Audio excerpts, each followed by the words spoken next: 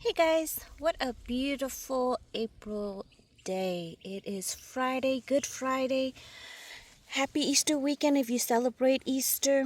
I hope you all are having a wonderful weekend. In the garden today, I'll be uppotting these rose cuttings that I took last year.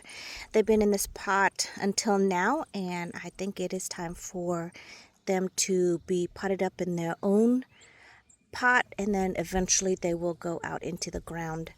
You can see the mixture. I actually just started and I thought, this will be a good video because I always take cutting and then I uppot them and plant them out in the garden before I even show you.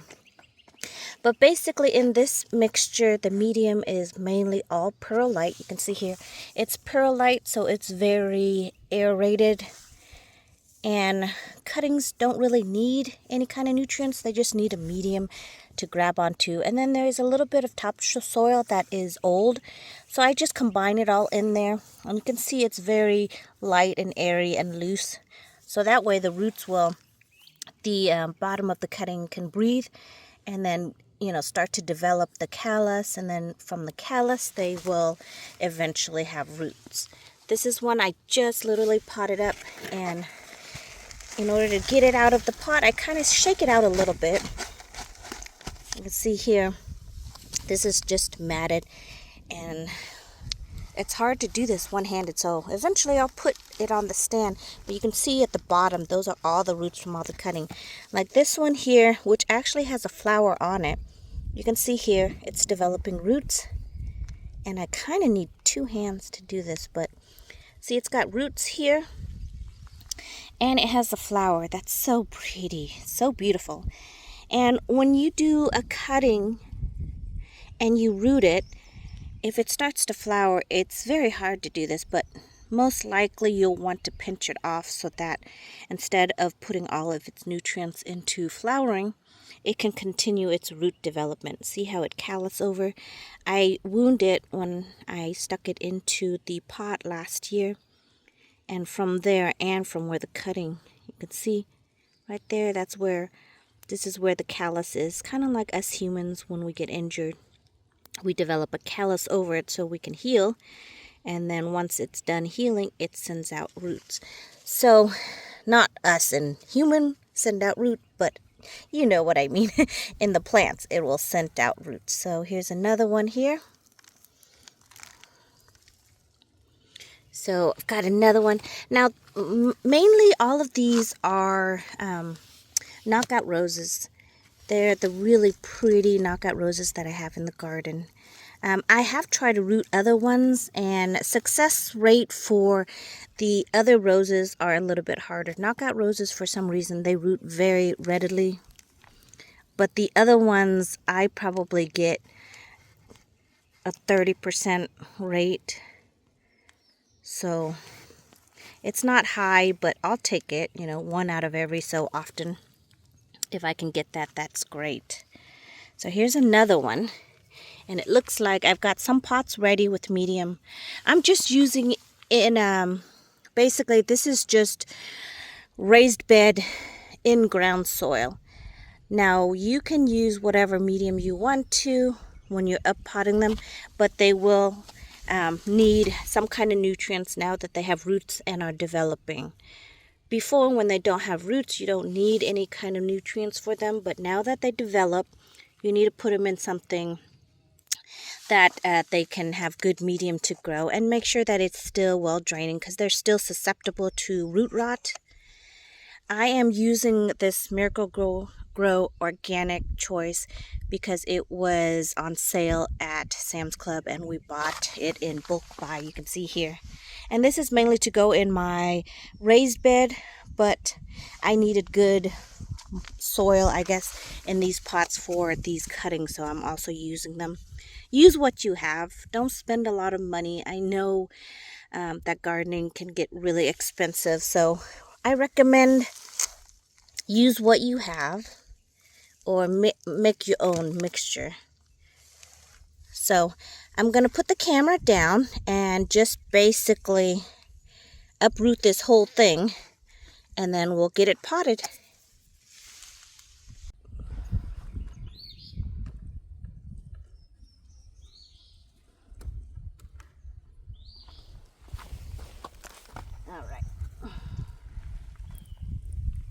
go.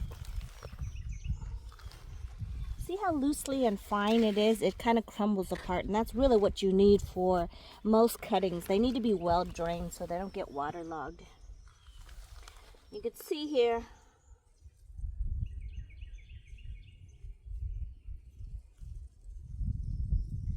all of these have roots, beautiful roots. So you got some good ones.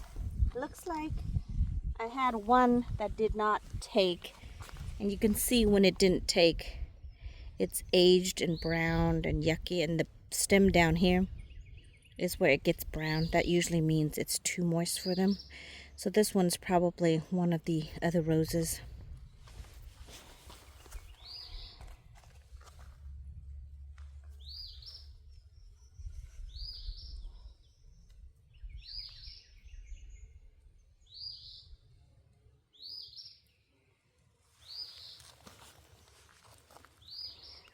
This one is like 2 in 1. So you gotta kind of break them apart. And I have no preference. I use skinny sticks. I use big sticks. Look at this one. This is like more than a number 2 pencil. This is more like your typical number 2. This one's a fatter one.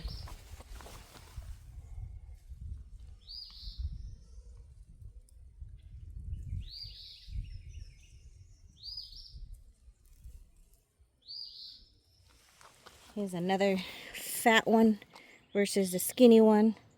This is probably less than a number 2. It's a number 1. So look at all the roots. Doing good, very healthy.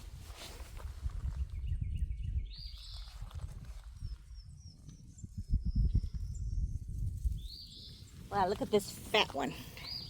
This fat one has lots of roots to it.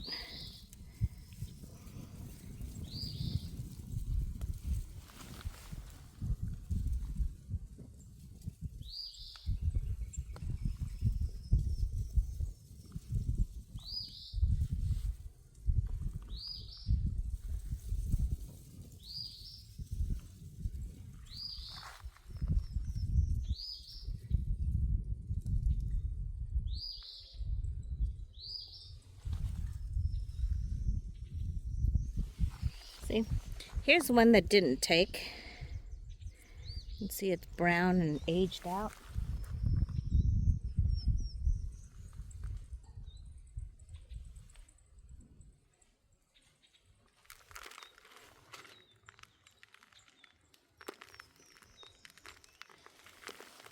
And over here I have a sedum that I must have stuck in here. You can see it rooted out too. So we'll put that away. I'm just separating this very gently, just teasing out the roots.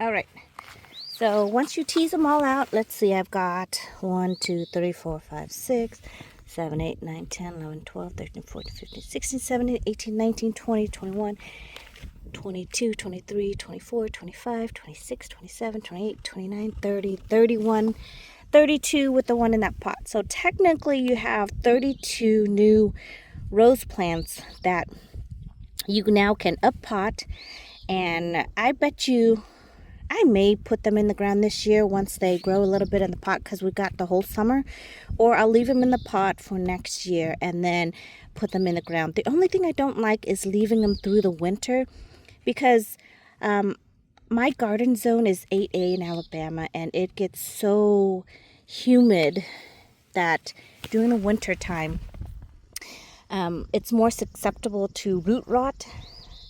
So I prefer to get them into the ground, but we'll see how it goes, how they do this summer, and then in the fall I might transplant them.